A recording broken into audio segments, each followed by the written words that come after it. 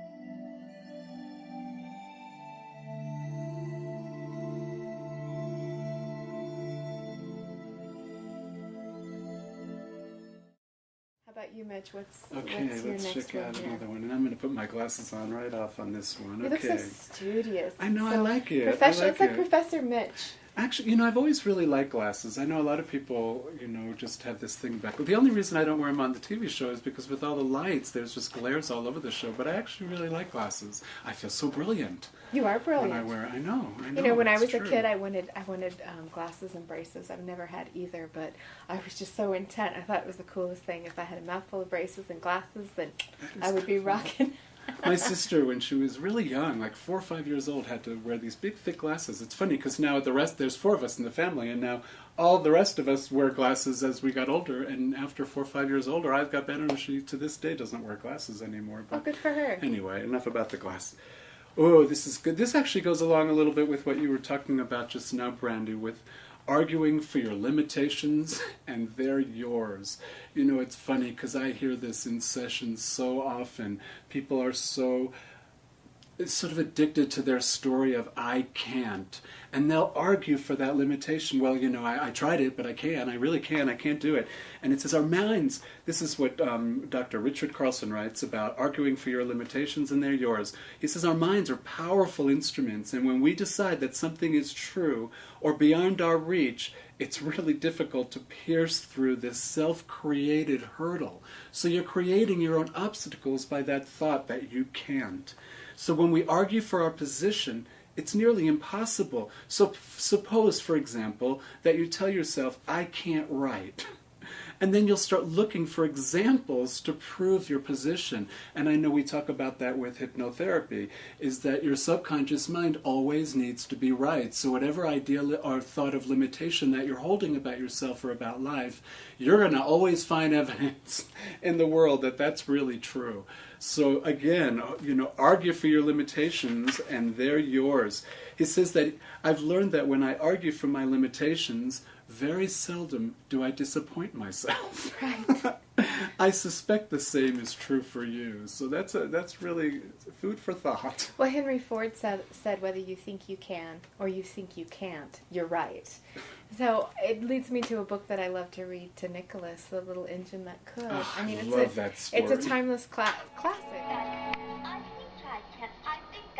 I think I can. I think I can. I think I can. I think I can. I think I can. I think I can. I think I can. I think I can. I think I can. I think I can. I think I can. When your feet are dragging on the ground, stand up and face whatever you're afraid of.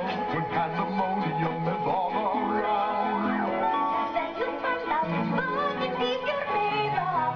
if you will just believe it's true, then there is nothing you can't do. There's not a mountain that you can't climb.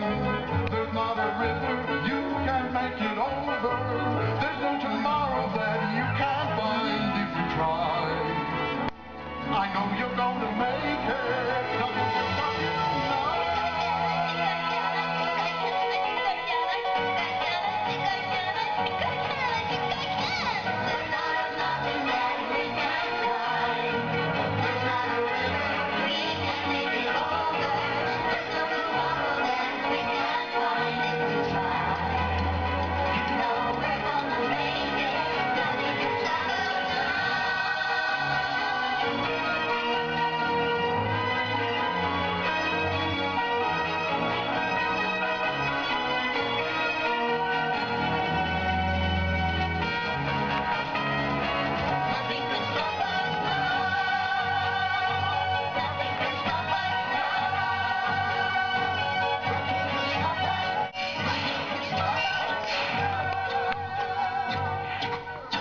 I love it when the train comes up and says, I think I can. I change it a little bit when I read it to him. I say, I know I can.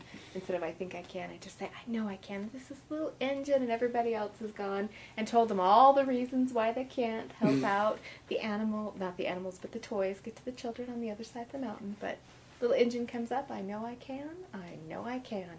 And that's what a shift in thinking when you begin to argue, how about for your abilities or your capabilities? When you begin to argue for what your potential is and what you can really go for in this life. Well, the cool thing about that, Brandy, is that it actually gets you to your goal. Right. You're actually moving in the direction of what you're wanting, and that's just so powerful. You know, I know but weight loss is a really big issue where people come into my office all the time. It's one of the specialties that I work with hypnotherapy, and I hear it all the time. I've tried, and I can't. I tried to lose weight, and I can't lose weight. And again, that's just arguing for your limitation. That's not, that thought, I can't lose weight, is not going to get you to your goal of that ideal size and shape for you. And again, it's not about just weight loss. It's about success. It's about prosperity. It's about reaching any of our goals. just like Brandy said, how about I can? How about I am right now already feeling the success in my body of me getting to where I want to go, expecting a positive outcome.